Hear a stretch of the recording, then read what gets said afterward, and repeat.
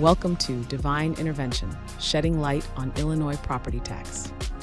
Hello and welcome to Devine Intervention, shedding light on Illinois property tax with Nora Devine. Nora has been a property tax attorney in private practice since 2005. She has developed a statewide practice in all jurisdictions in Illinois, and she represents all property classes. I am your host, Kevin Rosenquist, and today's episode, we are going to discuss how property tax assessments are determined. We're going to go behind the scenes of the process. Nora, welcome back. Thank you. Great to see you. Yeah, thanks. You too. Let's start here. What factors do assessors consider when determining a property's value? Are there certain things they focus on more than others? Yes, it depends on the jurisdiction. In some jurisdictions, it's really all about whatever the property sold for the last time it sold. So that would be California, to some extent, Michigan, some others. In Illinois, we have an ad valorem property tax system. Ad valorem is Latin for determined according to value. And so theoretically, if all things are going right, then the property is assessed at exactly what it would sell for as of January 1st of the tax year in question. So to that end, the sale price is going to be important. If there was a transfer of the property and that was recorded on the public record and that's visible in the databases that contain such information, such as the multiple listing service for residential properties or CoStar for commercial properties, and there are others too. You know, if you've got a data point like that that's in the public record or in one of these databases, that could be an important factor in how the assessor may view the assessed value of the subject property. So sales are important. If you have a newly constructed property, the amount that you disclose on the permit can be really important. So if you disclose construction costs of a certain value, the assessing officials may just take that number and run with it, or they may use their own cost manuals, or they may use their own software such as Marshall and Swift to see if the disclosed permit construction costs seem to align with, these other resources that they have, or if it doesn't. And if it doesn't, then they have to figure, well, what would this cost to build new? And is there already some obsolescence included in this property or isn't there? So I think those are the big things. The construction costs and also the sale price are the two most solid starting points for assessing officials. Is there a standard method for assessing property values across different areas, or does every local government have different criteria? In Illinois, everybody is supposed to be assessing based on what the property could sell for, because we are a value in exchange state rather than a value in use state. It sounds confusing, but it's really very simple. It's what would somebody pay you for this property if it were available for sale right now? It's not, what is this property worth to me in the way that I'm using it? It's what would the marketplace value it at if it were for sale? So that comes into play when you're valuing retail buildings. We have single tenant retail buildings. Some of them are quite large. Some of them are more like junior box size. And if it's all leased up and that transfers, the transfer amount might include some value of the lease itself. And if it's owner occupied and, a big box retailer is using it to sell goods, then there's a value in use there that shouldn't necessarily be captured in the assessment process. It should really be value in exchange. So if this box were available, what would somebody pay for it? And that would be the number that the assessing official should apply for figuring out the market value. How do things like property improvements, renovations, or even the neighborhood it's in change, the property's assessed value? It depends. And sometimes it shouldn't change it at all. Yeah. I've seen situations where there may be a car dealership with 3 different brands in there, and they may pull a very large permit in order to change the trade dress, not because they want to, but because the franchisor is forcing them to do so. And in order to maintain the right to sell those brands of cars within that geographic region, they have to invest this money that they may not otherwise want to invest.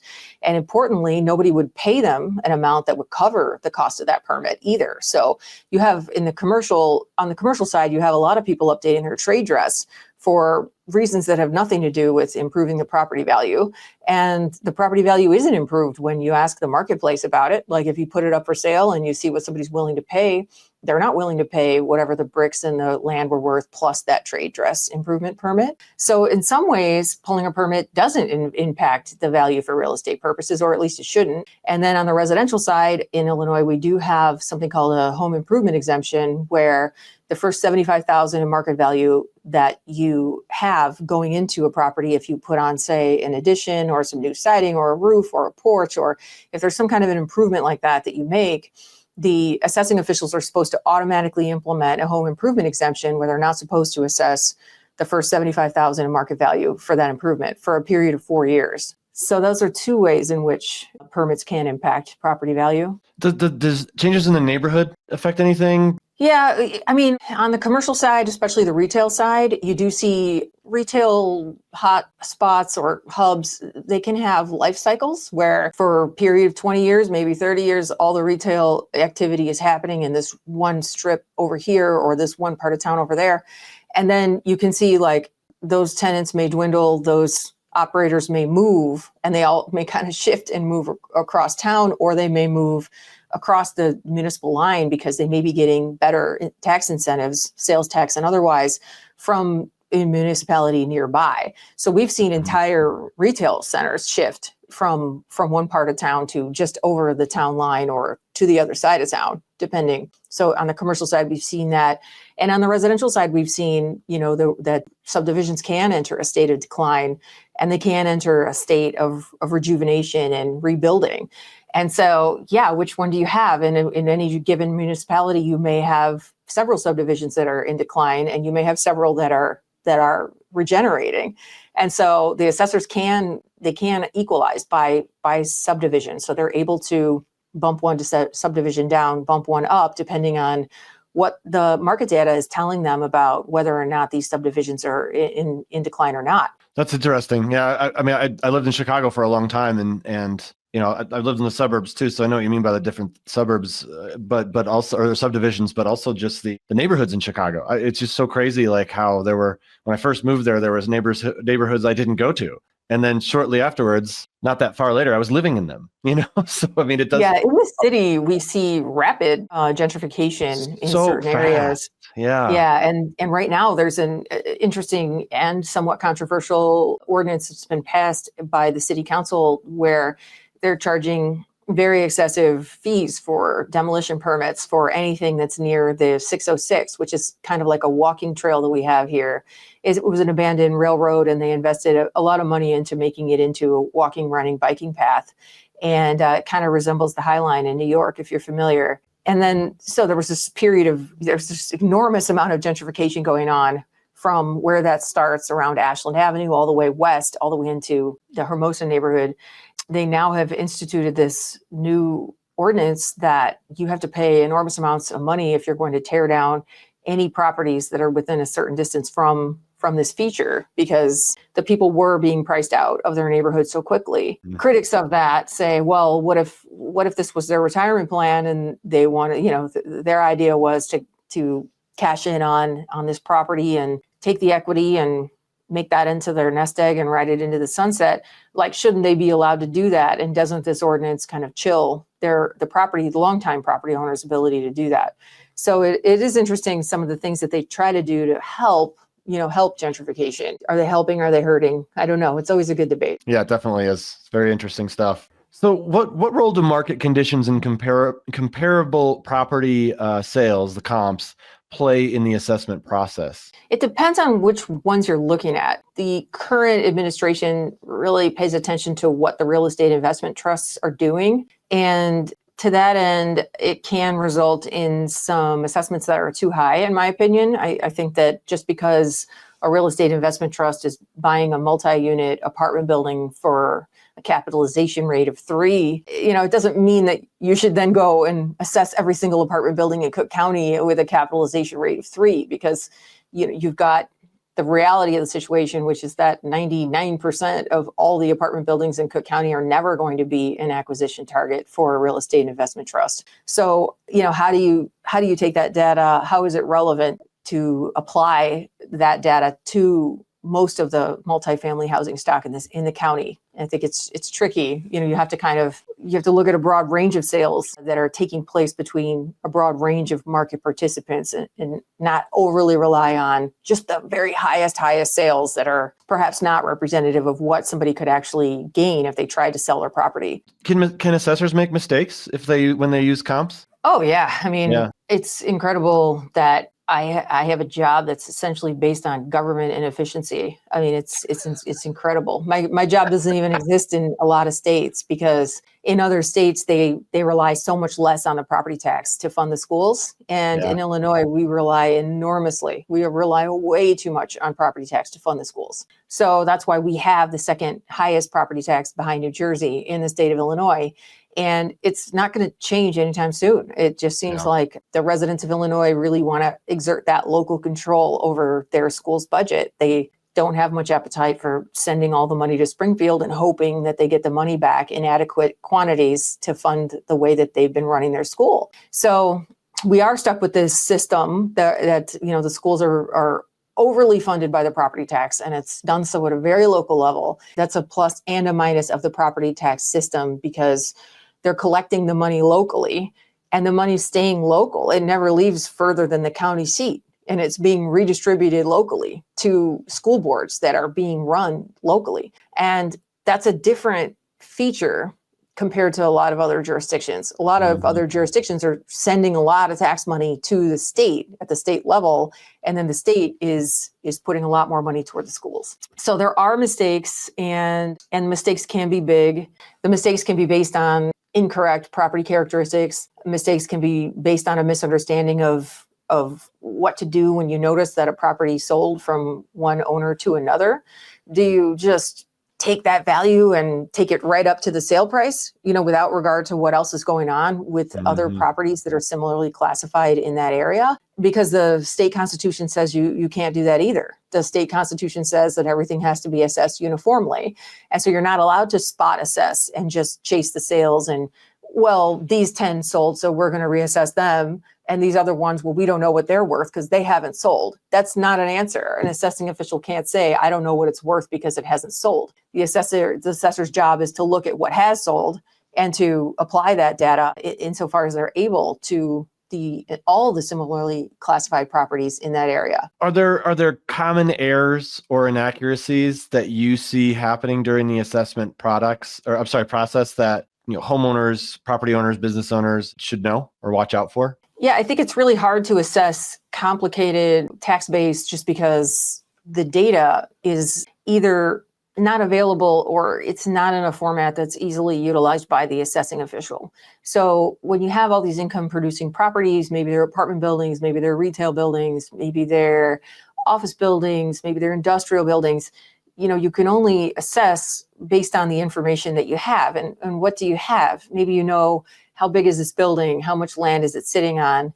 And you might not know much else unless somebody gives you the data. You may need someone to give you the leasing information or the income statements in order for you to know and be able to make sense of what kind of income this property is either getting or what kind of income it's capable of getting. And I think without that data, it's very hard to assess property, especially in a jurisdiction this big and that's this complex and that has this many different types of property in it. Yeah, no doubt. And what about unique or unusual properties like historic homes or properties with atypical features? Obviously, there's a lot of history in Chicago and around Chicago. Do the local tax assessor's office handle these differently? You'd be surprised how much the local township assessor is expected to do. If you have a nuclear power plant in your jurisdiction, you're expected to figure out how to assess that. Wow. And I think that is incredible. We have 1,200, 1,300 assessing officials by my estimation in the state of Illinois. And there may be 5 people on the globe that are competent to value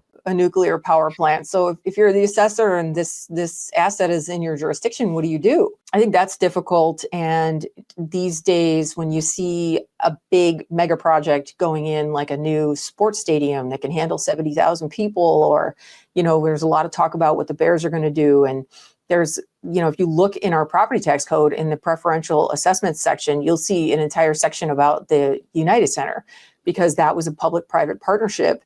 And, before they agreed to put their private money into this project, they went to the lawmakers in Springfield and they said, hey, we need visibility on this.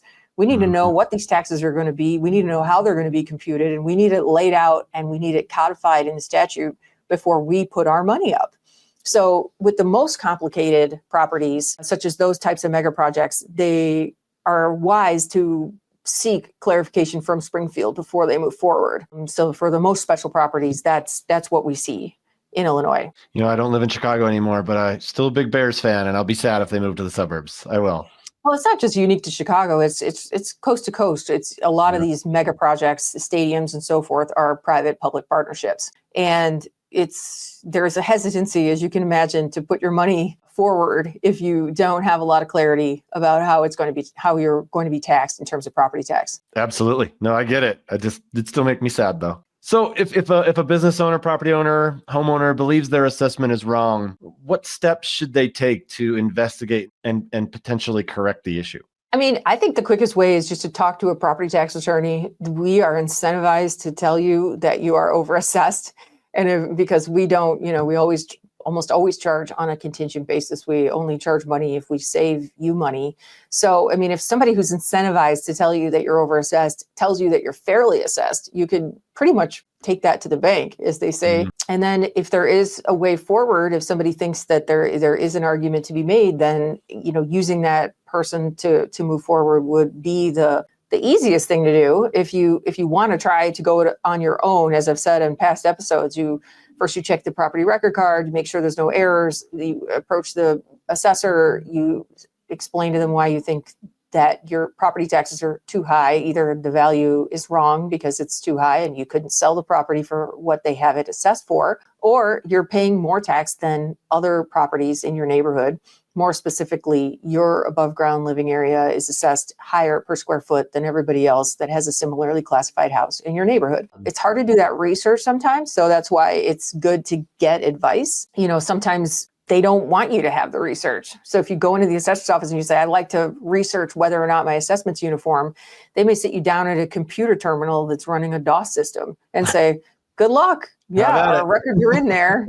Go ahead and just enter any PIN number you want. And then you're sitting there at this terminal going, which PIN number should I enter? I don't even know, how do I know which PIN numbers are even in my neighborhood? So that's really the situation. If you go in and tell an assessor that you want to do the research, that's kind of what they'll do to you sometimes, depending on which jurisdiction we're talking about. And then other jurisdictions are much more forthcoming with their data. Some jurisdictions just post it, boom, right on their website, the whole spreadsheet, the whole thing, going back 5 years if you want. And they say, go for it. You think you can find that you're really out of line, here's every bit of data we have in our township. So you have this really wide range of access to data depending on the jurisdiction. Yeah, for sure. For sure. Wow. Yeah. Sitting at one of those terminals seems like a waste of time to me, but hey, maybe some people can make heads or tails of it. No, by design, I think.